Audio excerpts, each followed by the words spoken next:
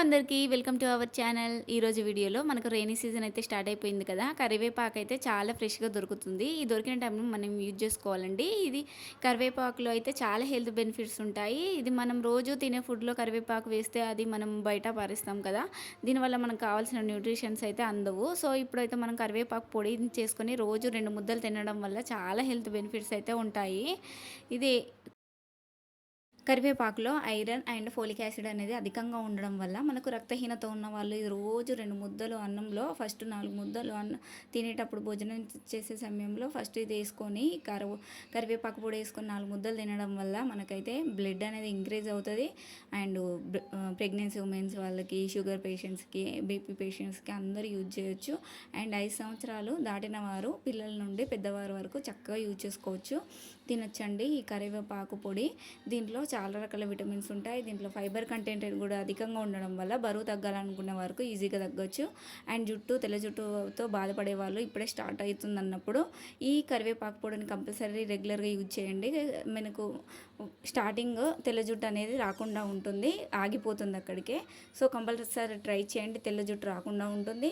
And మన hair కూడా బ్లాక్గా రావడానికి అయితే చక్కగా యూజ్ అవుతుంది దీన్ని రెగ్యులర్గా యూజ్ చేయడం వల్ల. ఇది తయారు చేసుకుని ఈజీ ప్రాసెస్లో తయారు చేసుకోవచ్చు. దీనికోసం అయితే మనం కరివేపాకును అయితే నీట్గా వాష్ చేసుకొని ఆరబెట్టుకోవాలండి. ఒక ప్యాన్ అయితే స్టవ్ వెలిగించుకొని ప్యాన్ పెట్టుకొని దీంట్లో 2 టేబుల్ స్పూన్ల శనగపప్పును వేయించుకొని పక్కకు తీసేసుకొని దాంట్లో మినపప్పు కూడా 2 టేబుల్ స్పూన్లు వేయించుకొని పక్కకు పెట్టుకోవాలి. అదే ప్యాన్లో కొంచెం ఆయిల్ అయితే వేసుకొని ఆవాలు జీలకర్ర వేసుకొని మనం వాష్ చేసుకొని డ్రై చేసుకున్న కరివేపాకును కూడా దీంట్లో వేసుకొని చక్కగా ఫ్రై చేసుకోవాలి. నీట్గా మంచిగా ఫ్రై చేసుకుంటే క్రిస్పీగా అయ్యే విధంగా ఫ్లేమ్ అనేది మీడియం టు లో టు మీడియంలో ఫ్లేమ్లో పెట్టుకొని చక్కగా కలుపుకుంటూ క్రిస్పీగా వేయించుకోవాలండి. ఇలా వేయించుకోవడం వల్ల పచ్చి వాసన పోయి మనకు కరివేపాకు పొడి అనేది మంచిగా పొడిగా వస్తుంది.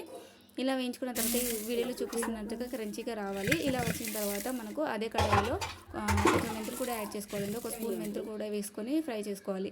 మెంతులు కూడా చక్కగా ఫ్రై అయిపోయిన తర్వాత మనకైతే ఎండుమిర్చి ఉంటాయి కదా, ఎండుమిర్చి అయితే మనకు ఒక 10 ఎండుమిర్చి అయితే వేసుకొని చక్కగా వేయించుకోవాలి. వేయించుకున్న తర్వాత ఇప్పుడు అన్ని మసాలాలు చల్లారాక ఒక మిక్సీ జారులో తీసుకొని శనగపప్పు అండ్ మినపప్పు, మెంతులు వేసుకొని మెత్తగా మిక్సీ పట్టుకోవాలి. మెత్తగా గ్రైండ్ చేసుకున్న తర్వాత దీంట్లో కరివేపాకు రెబ్బలు కూడా వేసుకొని ఒకసారి మిక్సీ పట్టుకోవాలి. ఇలా మిక్సీ అయిన తర్వాత ఇప్పుడు మనం దీంట్లో మనకు ఎండుమిర్చి ఉంటాయి, ఎండుమిర్చి ఫ్రై చేసుకున్న పక్కన పెట్టుకున్న ఎండుమిర్చిని కూడా వేసుకొని మెత్తగా మిక్సీ పట్టుకోవాలి. ఈ విధంగా అన్ని ఇంగ్రీడియంట్స్ చక్కగా మిక్సీ అయిన తర్వాత మనం కరివేపాకును కూడా వేయించుకొని పక్కన పెట్టుకున్న కరివేపాకును కూడా వేసుకొని మెత్తగా మిక్సీ పట్టుకోవాలండి. ఈ విధంగా మిక్సీ పట్టుకున్నప్పుడు గ్రైండ్ చేసుకున్నప్పుడు మధ్యలో కలుపుకుంటూ ఆపుకుంటూ గ్రైండ్ చేసుకోవడం వల్ల మనకు కరివేపాకు పొడి అనేది పొడిగా వస్తుంది. ఈ కరివేపాకు పొడి అనేది మనం డబ్బాలో వేసుకొని స్టోర్ చేసుకుంటే మనకి ఎన్ని రోజులైనా పాడవకుండా ఉంటుంది.